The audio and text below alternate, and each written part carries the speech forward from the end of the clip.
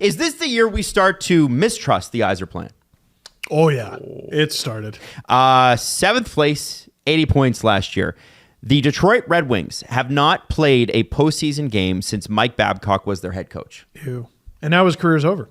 They haven't played one in the new building. No, they have not. And it's such a good big It's the building. best building in the sport. Is it still called Little Caesars? Yes. Yeah. Because the Illich family owns both. They own Little Caesars. They own the ring. Didn't know that. Yeah. It's like in Toronto, Larry Tannenbaum is, I think, one of the Coca-Cola licensees in Canada, and that's why you have Coca-Cola Coliseum instead of Ricoh Coliseum now. There you go. There you go. Rich guys owning rich guys stuff. Who knew? Wow. Now, like as I told you, Detroit had 80 points last year. What are the betting odds, do you think, on their points this year? I'm a little down on them, but I still think they'll be better. 84.5. Okay. Jesse. I think it'll be a little in and around the same area.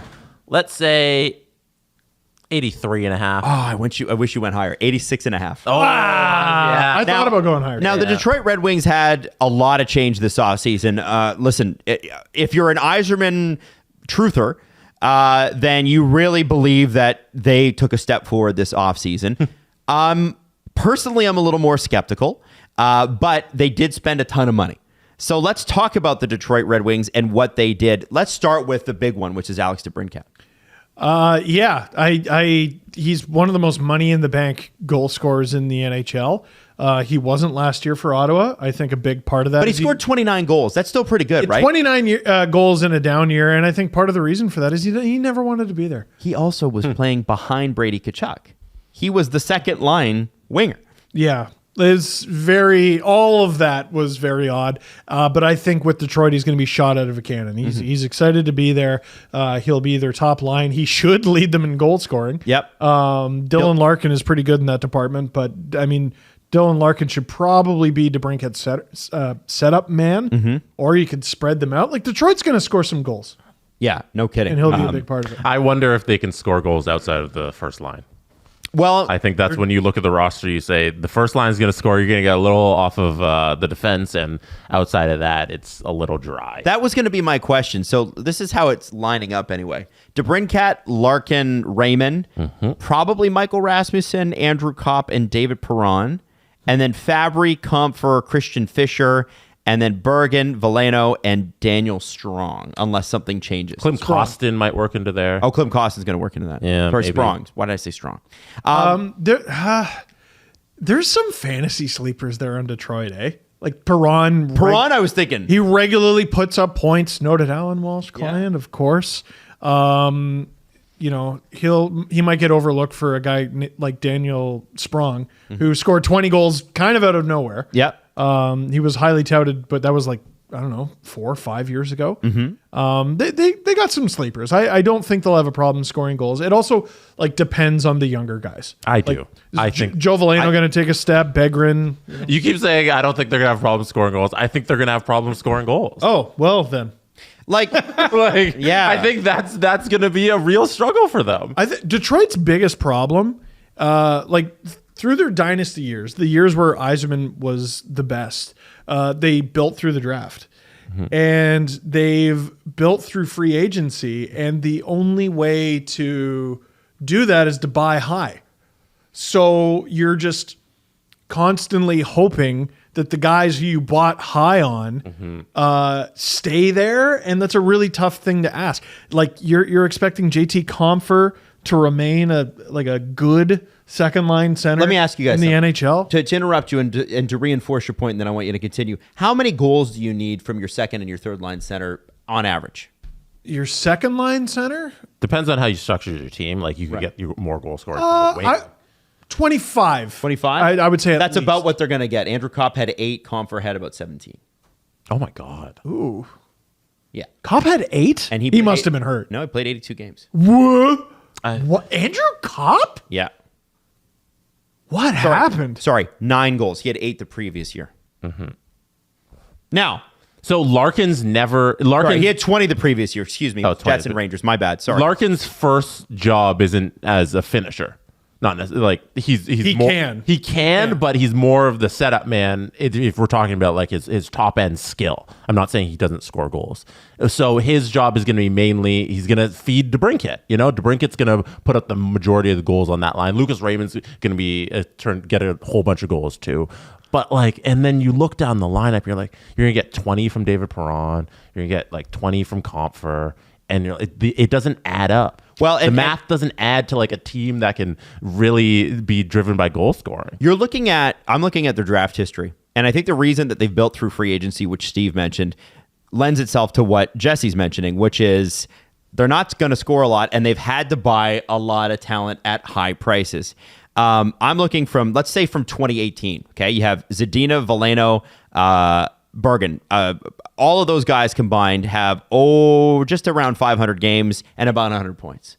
From the 2019 draft, the only two players that have even played in the NHL are Moritz Seider, great pick, and Elmer Soderblom, who I love, who's just so tall. Lucas Raymond was the first overall pick from the 2020 draft. He's the only one who's played a game. First round pick, number 4 overall. Mm-hmm. And then it gets a little unfair with 21 and 22, but I'll mention it anyway. Yeah. Between those two drafts, there's been only 10 NHL games from those picks. I'm surprised it's even that much. It's not. The draft history is not kind in the Yzerplan years, and I'm concerned that this team might just repeat what it did last year. And really, what's the difference between 80 and 85 points anyway? Is that a step forward? It's not enough to make the playoffs. And like their roster construction strategy appears to just be hoarding. Mm-hmm. Like look at their decor. Like what's happening there on the right side? I don't understand.